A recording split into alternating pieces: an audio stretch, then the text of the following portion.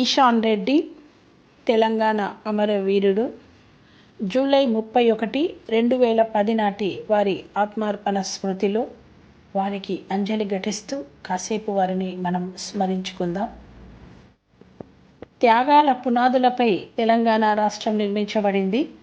ప్రత్యేక రాష్ట్ర సాధన కోసం ఎందరో యువకులు, మరెందరో విద్యార్థులు ఆత్మార్పణ చేసుకున్నారు. ఇక్కడ అమరం ముద్దాడిన ఈశాన్ రెడ్డి కథ ఒక విషాదం. ఇంకొద్ది రోజుల్లో విదేశాలకు వెళ్ళిపోదామనుకుంటున్న ఈశాన్ రెడ్డి ఆకస్మికంగా తెలంగాణ అమరుల జాబితాలో చేరిపోయాడు. తెలంగాణ ప్రజానీకాన్ని, తోటి విద్యార్థులను కంటతడి పెట్టించాడు.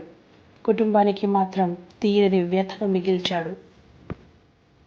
ఇబ్రహీంపట్నంలోని saint Ann's engineering college of టెక్నాలజీలో బీటెక్ పూర్తి చేసి నారాయణగూడలో టోఫెల్ కోసం కోచింగ్ తీసుకుంటున్న ఈశాన్ రెడ్డి తన తమ్ముడు శ్రావణ్ కుమార్ రెడ్డితో కలిసి ఇబ్రహీంపట్నంలో ఓ గది అద్దెకు తీసుకుని ఉండేవారు.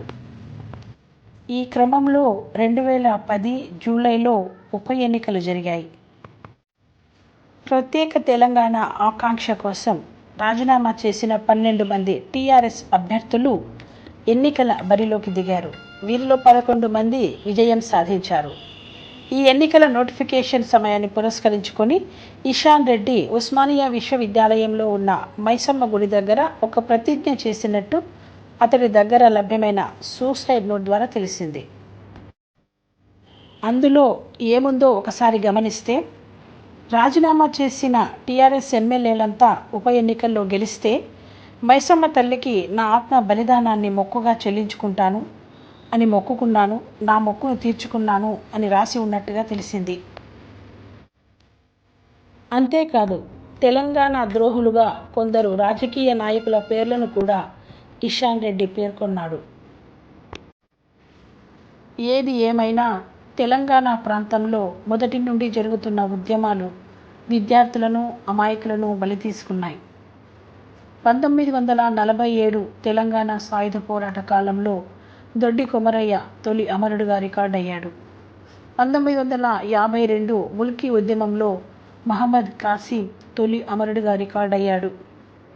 1969 జై తెలంగాణ ఉద్యమంలో మెదక్ జిల్లా సదాశివపేటలో జరిగిన కాల్పుల్లో శంకర్, కృష్ణ అనే వ్యక్తులు తొలి అమరులుగా రికార్డయ్యారు. 2000 దశకం తర్వాత ఆరంభమైన మలిదశ తెలంగాణ ఉద్యమంలో శ్రీకాంతాచారి తొలి అమరుడయ్యాడు. మరణం ముగింపు కాదు, మరణమే పైకి ఎగిరిన ఉద్యమ జెండా. అమరత్వం చరిత్ర పుటల్లో రక్తాక్షరం మాత్రమే కాదు, అమరమే గుండెల్లో ఎగిసిన పోరు నినాదం. ఈశాన్ రెడ్డి స్మృతికి వందనం, అభివందనం, జోహార్.